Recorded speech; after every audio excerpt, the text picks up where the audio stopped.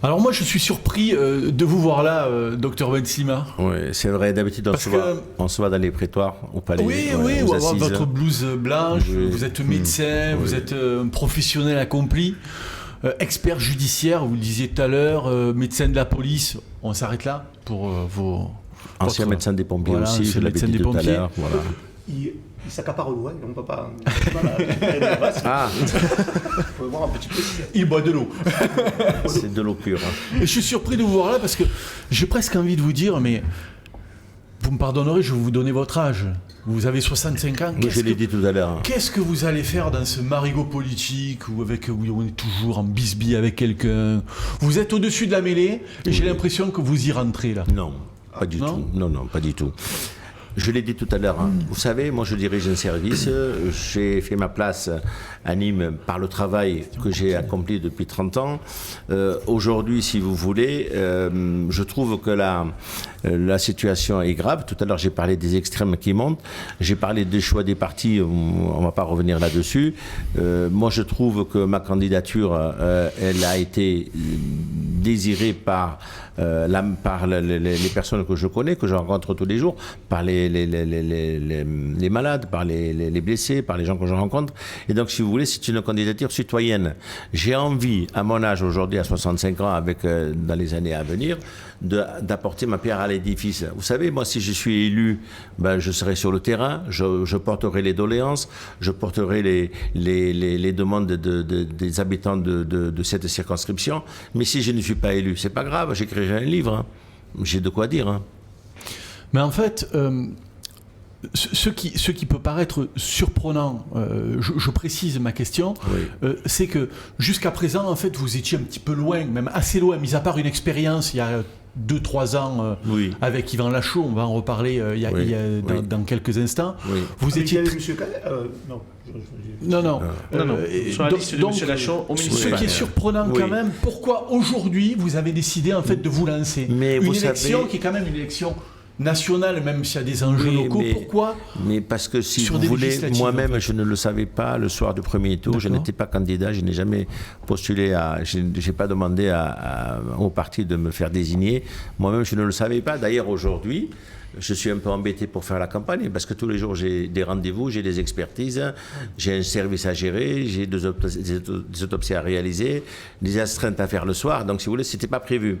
Et comme je le disais tout à l'heure, c'est la montée des extrêmes d'une part et le choix de Nicolas Cadenne, je suis désolé, je ne le connais pas personnellement, mais ça a été un élément vraiment qui m'a vraiment fait décider d'aller au charbon. Et je me suis dit non, là je ne vais pas laisser les Parisiens décider à notre place. Ici, moi je suis connu, j'ai servi pas mal de Nîmoises et de Nîmois et de Gardois parce que la circonscription c'est pas que Nîmes. Et donc j'y vais justement pour... Pourquoi la 6e d'ailleurs, docteur Benzima? Mais j'y habite.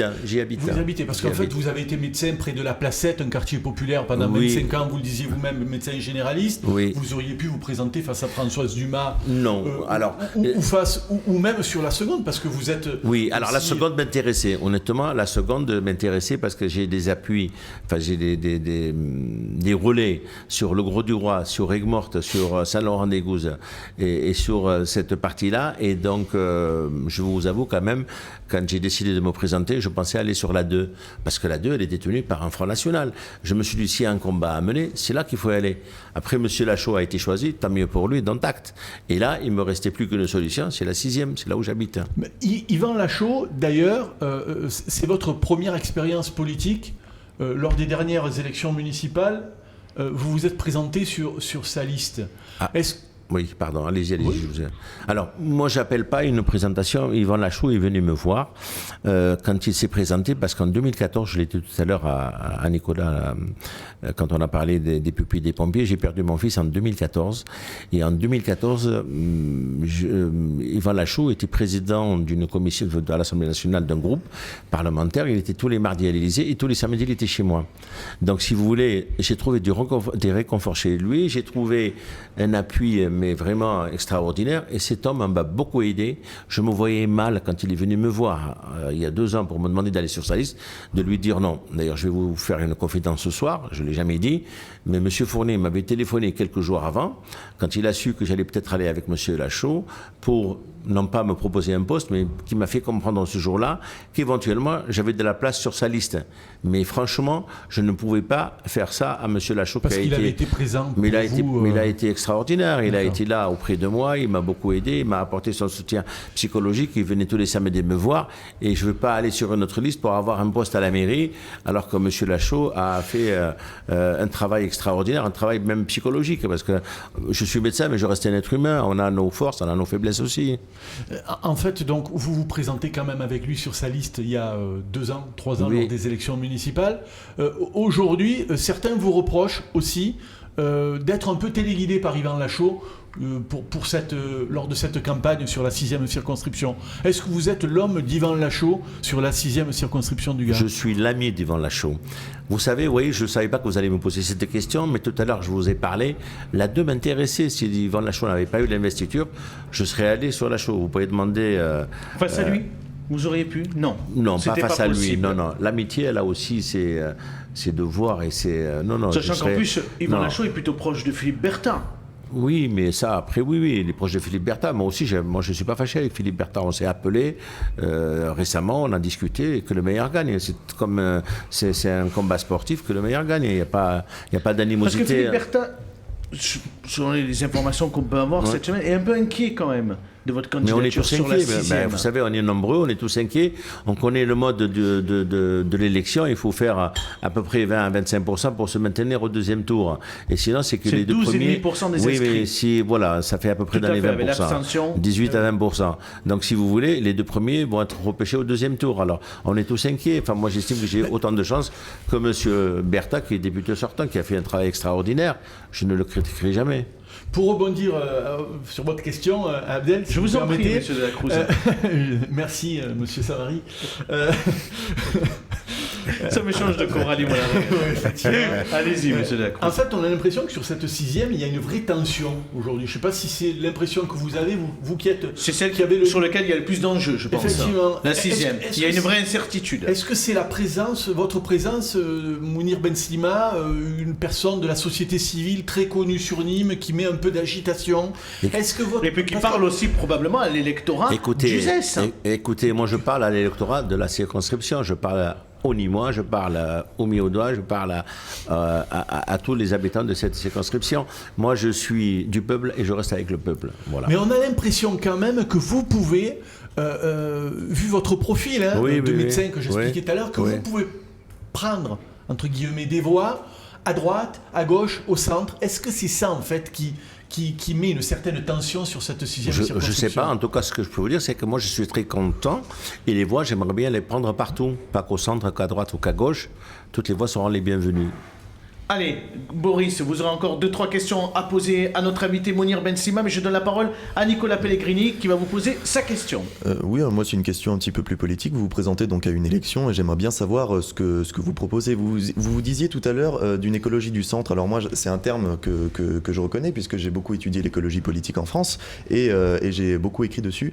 Et cette question de l'écologie du centre, justement, j'aimerais bien savoir ce qu'elle représente en fait pour vous intellectuellement. C'est-à-dire qu'est-ce que vous voulez dire par là? Est-ce que selon vous, justement, l'écologie entre guillemets sans lutte des classes, c'est pas du jardinage?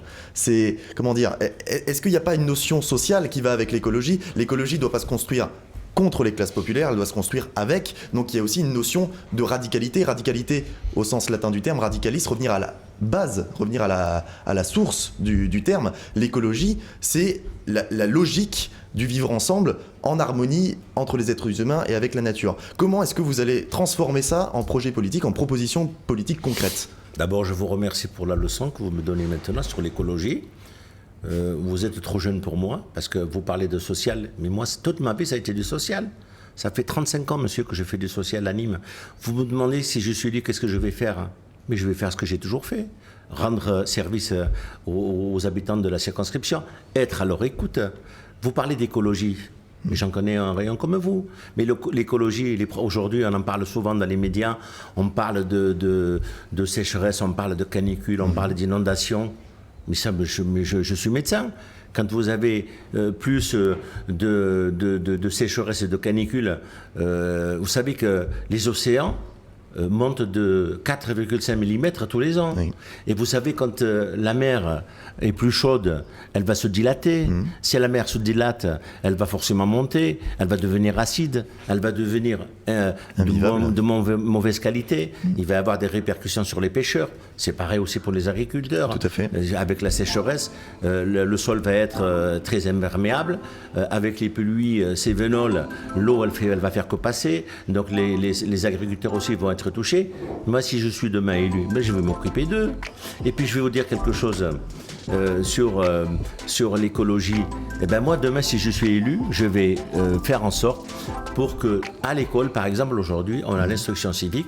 Et ben nous, on va proposer qu'il y ait l'instruction écologique. Tout à fait. C'est-à-dire que, non pas apprendre l'écologie plus tard. Vous savez que les étudiants de médecine, en première année, aujourd'hui, ils ont des cours d'écologie. Tout à fait. Mais pourquoi attendre la première année de médecine? Pourquoi pas les instaurer à l'école primaire? Apprendre des gestes simples, apprendre à consommer moins d'eau, apprendre à moins gaspiller, apprendre à faire du tri sélectif. Voyez, je connais autant que vous l'écologie.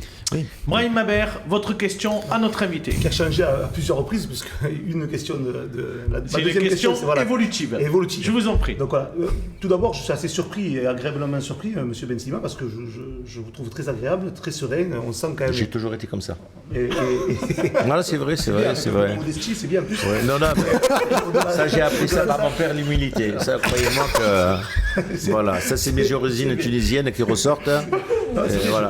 Ah, mais vous je suis apprécie, comme je ne ça. connaissais Ouais. pas, donc du coup, et d'après ce que j'ai que compris, moi il aussi. vaut mieux pas vous connaître, parce que si au moment où je vous Non, mais non. dans la politique, Ouais. je ne serais pas dans le bon endroit. Donc, du Non, coup, mais voilà. quand Ça, je c'est connais pour le quelqu'un, fait. je ne peux pas le toucher. Alors, hein. mercredi dernier, on vous avait vu à l'inauguration de... Ah, mais j'allais toucher de mots. Quand Alors, allez-y. Tiens, je vous monsieur- invite demain, quand j'inaugure ma permanence. Ah, mais demain. pourquoi Voilà. Mais je viendrai alors. C'est je suis vrai, obligé on de se nommer verra ça. en antenne. Puisque vous étiez à Voilà. l'inauguration de la permanence de J'inviterai François Nicolas Courdier. aussi. C'est pas Exactement. aller jusqu'au bout. C'est pour ça que je disais par rapport, oui, exactement. Et c'est pour ça que quand M. Delacroix disait que c'était un concurrent qui pouvait rassembler autant à droite et à gauche, je suis allé voir et je connais très bien M. Courdier, qui est un jeune ambitieux et qui lui aussi peut rassembler autant à gauche qu'à droite, parce que vous savez très bien qu'il est chargé de la politique de la ville, des centres sociaux. Presque le débat de la 6e ce soir. hein. Je l'ai rencontré à ce cadre-là et c'était un très bon candidat et je pense. Alors, ça, c'est mais, moi, dit.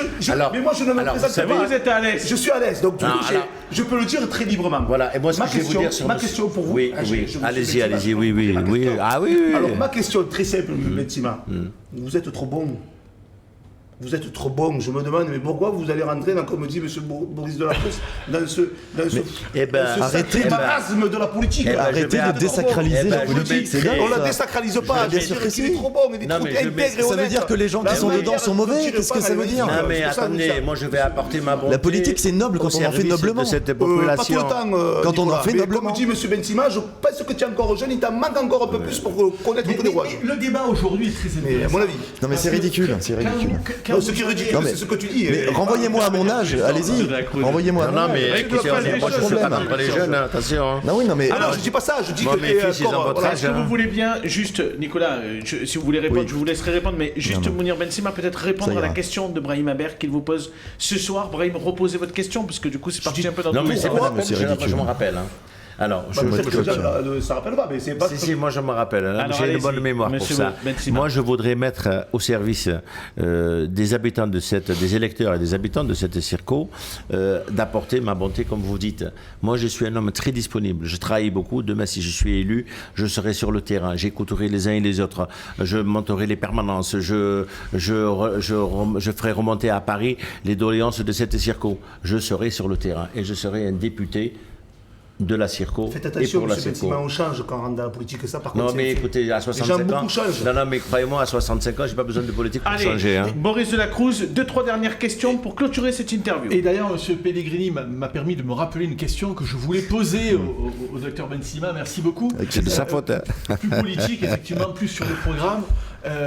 En fait, il y a quelque chose qui me surprend aussi chez vous. Vous êtes beaucoup surpris ce soir. Oui, monsieur parce Delacroix. que je fais pas beaucoup de politique, moi, en fait. Si D'habitude, vous il me voit au palais, vous- donc je- aux assises. Je viendrai plus souvent vous voir. Oui, C'est vrai, je suis ravi de ce débat. j'ai bien vu. Non, Allez-y. vous avez une démarche, une position sur les impôts, notamment l'impôt sur la fortune aussi, qui mérite d'être éclairci. Non, l'impôt sur la grande fortune. Sur les grandes fortunes. Oui, je le dis haut et fort, je suis pour. Parce que dans ce pays, maintenant, il faut distribuer les richesses, il y en a marre. Enfin, je veux dire, moi, tous les jours, je vois des hommes et des femmes qui ne s'en sortent plus. Aujourd'hui, la vie a augmenté. Vous vous rendez compte, le litre de gasoil est à 2 euros. Je veux dire, aujourd'hui, en France, il faut mettre tout 4 sur table et revaloriser les pensions des retraités. Les retraités, comme moi, j'ai un retraité que je connais, un ami que je vois tous les jours, il est à 800 euros. Vous vous rendez compte, vous travaillez 30 ou 35 ans et vous touchez 800 euros. Vous pouvez pas vivre avec 800 euros aujourd'hui. Vous êtes pour la retraite à 62 ans, à 65 ans? Non, moi je suis pour la retraite à 62. Vous savez, je suis expert. J'ai expertisé pas mal de personnes, et notamment des gens qui travaillent dans le bâtiment. Croyez-moi qu'à 47 ans ou à 50 ans, ils ne peuvent plus aller à 65 ans. Vous vous rendez compte, vous commencez à 20 ans et vous faites 45 ans pour avoir votre retraite. Vous êtes expert à la sécurité sociale notamment? Je l'ai été longtemps. Le système a changé, ce qui fait qu'aujourd'hui je les vois plus. Une dernière question, mais j'en ai vu pas mal. Peut-être sur la suppléante. Effectivement, l'éducation aussi, vous avez parlé de pierre angulaire en fait de programme. Oui, tout à vous fait. avez une suppléante en fait qui est une ancienne professeur des Professeur écoles. des écoles à Pouls, à la... Qu'est-ce que vous proposez sur l'éducation Quelles sont vos priorités, en tout cas? Voilà. Bah, tout à l'heure, j'ai évoqué un peu, si vous voulez, l'introduction d'une éducation, d'une instruction écologique. On propose aussi de dédoubler les classes, c'est-à-dire mettre moins d'élèves dans les classes. C'est quelque chose qu'on peut faire assez facilement.